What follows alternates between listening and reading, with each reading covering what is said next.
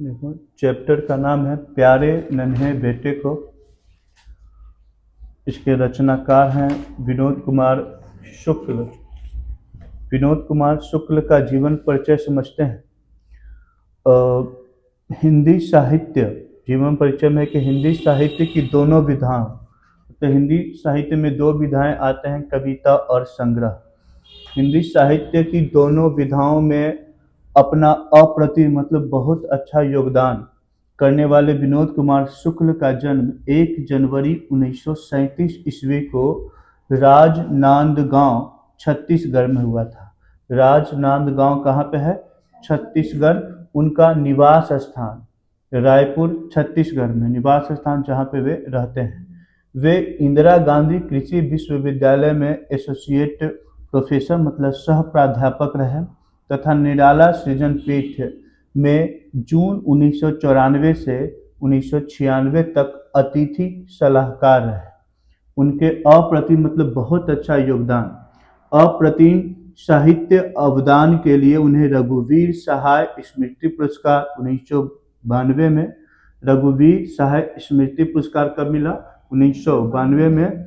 दयावती मोदी कवि शेखर सम्मान 1997 में तथा साहित्य अकादमी पुरस्कार 1999 में मिला। उनकी रचनाएं हैं। विनोद कुमार शुक्ल का पहला कविता संग्रह मतलब कई कविताओं का संग्रह लगभग जय हिंद पहचान सीरीज के अंतर्गत 1971 में प्रकाशित हुआ।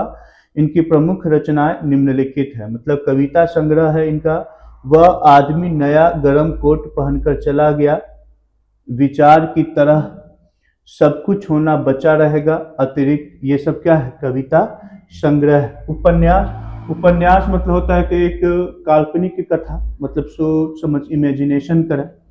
उपन्यास में है नौकर की कमीज खिलेगा तो देखेंगे, दीवार में एक खिड़की रहती थी। कहानी संग्रह इनका पेड़ पर कमरा, महाविद्यालय।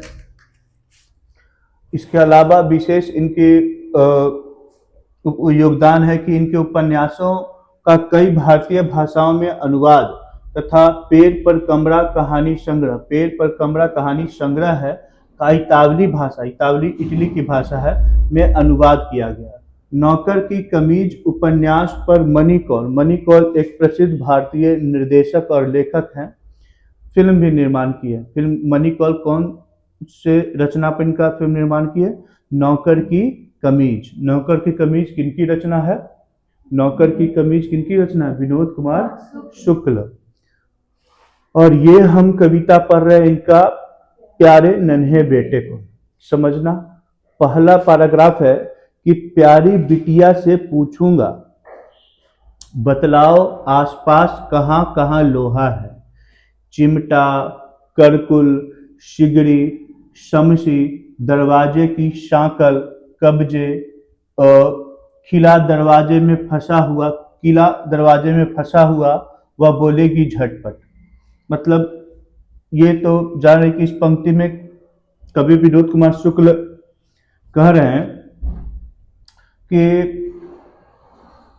कवि अपनी बिटिया से पूछेगा, वो सोच रहे हैं कि मैं अपनी बिटिया से पूछूंगा कि बताओ बेटी लोहा कहाँ का है, तो वह तत्काल उत्तर देगी, वह कहेगी, यानी लेखक की कवि की बेटी कहेगी कि देखिए पिताजी लोहा चिमटा है। चिमटा जानती है? चिमटा रोटी वोटी बदलने वाला, चिमटा में लोहा है पिताजी। कलछुल, सब्जी उब्जी में कलछुल का उपयोग जो करते हैं, कलछुल से ना सब्जी को चलाते हैं वो। फिर कढ़ाई तथा सरसी, सरसी हम लोग नारियल पानी के लिए इस्तेमाल करते हैं। सरसी नहीं देखी है? चिमटा जैसा ही होता है, ऐसे करके ऐसे किया जाता है जिससे नारियल पड़ता है। सरसी पिलास टाइप के रहता है। सरसी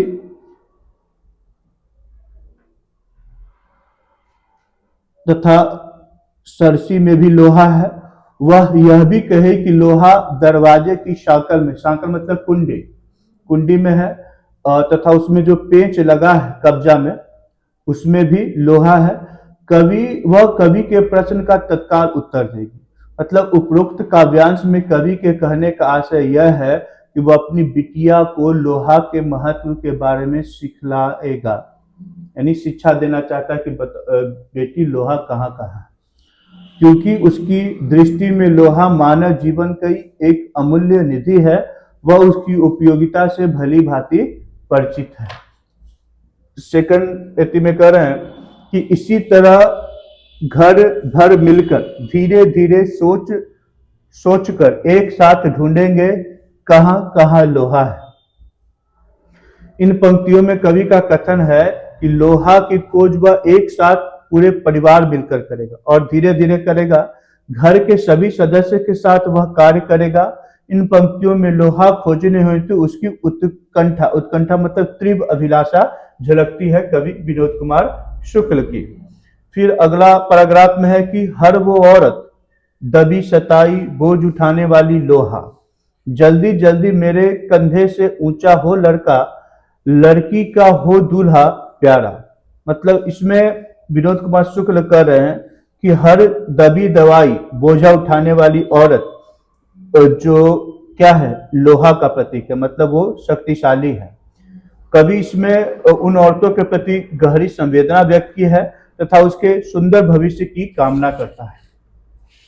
इन पंक्तियों में कवि का कहना है कि प्रत्येक वह औरत जो दबी बोझा उठाने वाली है अर्थात परिश्रमी है, कठिन कार्यों में लगी है, वह लोहा है, मतलब लोहा के समान शक्तिशाली है।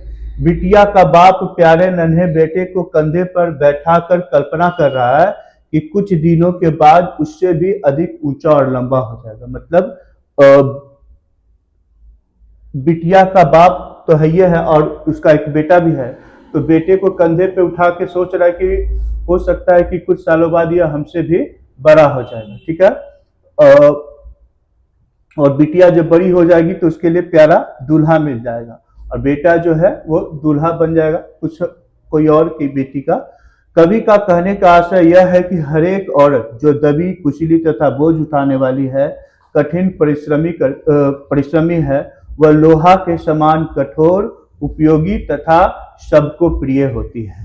कविता में बिटिया का पिता कल्पना करता है कि कुछ दिनों बाद उसका नन्हा बेटा बड़ा हो जाएगा, उससे अधिक ऊंचा और लंबा हो जाएगा, वह नन्हा बेटा अपने पिता से भी अधिक ऊंचे पद पर होगा।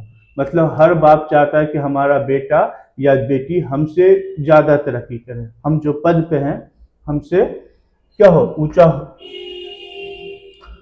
उसकी प्यारी बिटिया भी सियानी हो जाएगी तथा उसके लिए योग्य तथा सुंदर दूल्हा मिल जाएगा। तो यहाँ तक हो गया। तो इससे कुछ क्वेश्चन पूछते हैं। बताओ कि विनोद कुमार शुक्ल का जन्म कब हुआ था? 1 जनवरी 1937। ठीक है। प्यारे नन्हे बेटे को किसकी लिखी हुई कविता है? विनोद कुमार शुक्ल। ठीक है। रघुवीर सहाय स्मृति पुरस्कार विनोद कुमार शुक्ल को कब मिला? 1992। ठीक है। फिर तुम्हारा एक बताइए कि विनोद कुमार शुक्ल को साहित्य अकादमी पुरस्कार कब मिला? 1999। सही है। प्यारे नन्हे बेटे को कविता में लोहा किसका प्रतीक है? बंदूक का, मशीन का, कर्म का कि धर्म का?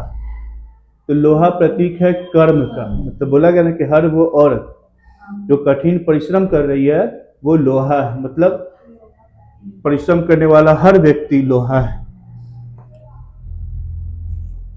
फिर बताओ कि पूरा करना है तुमको कविता के आधार पर। प्यारे नन्हे बेटे को कंधे पर बैठा मैं डैश हो गया।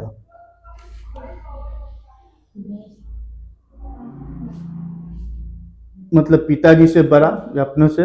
प्यारी बिटिया से पूछूंगा बतलाओ आसपास डैश कहाँ है? लोहा। चिमटा, करकुल, सिगड़ी, शमशी, दरवाजे की शाकल, कब्जे, खिला दरवाजे में डैश वह बोलेगी झटपट, धसा हुआ। रुककर वह फिर याद करेगी एक तार लोहे का लंबा लकड़ी के डैश पर, मतलब 2 खंभे पर टंगा हुआ जिसे कपड़ा सुखा रहे हैं वो भी क्या है? लोहा है। तना बंधा हुआ बाहर सूख रहे जिस पर भव्या की गीली चड्डी, फिर डैश साइकिल पूरी, एक सेफ्टी पिन जिससे कपड़ा को टांगा हुआ है वो भी लोहा है। फिर बताइए कि विनोद कुमार शुक्ल की कविता का कौन सा नाम है जो अभी आप लोग पढ़े? यह आदमी गरम को कर चला। विनोद कुमार शुक्ल की कविता तो पढ़िए, प्यारे नन्हे बेटे का ना। फिर है कि प्यारे नन्हे बेटे में कविता में लोहा किसका प्रतीक है? कर्म का। किस शैली में लिखी गई है? वार्तालाप शैली में। विनोद कुमार शुक्ल किस विश्वविद्यालय में एसोसिएट प्रोफेसर रहे? इंदिरा गांधी कृषि विश्वविद्यालय। विनोद कुमार शुक्ल निराला सृजन पीठ में जून 1994 से जून 1996 पर किस पद पर रहे? अतिथि साहित्यकार, वही सलाहकार के पद पर। प्यारे, तो बताओ लेखक बिटिया से क्या सवाल करना चाहता है कि बताओ डैश कहाँ का है? लोहा।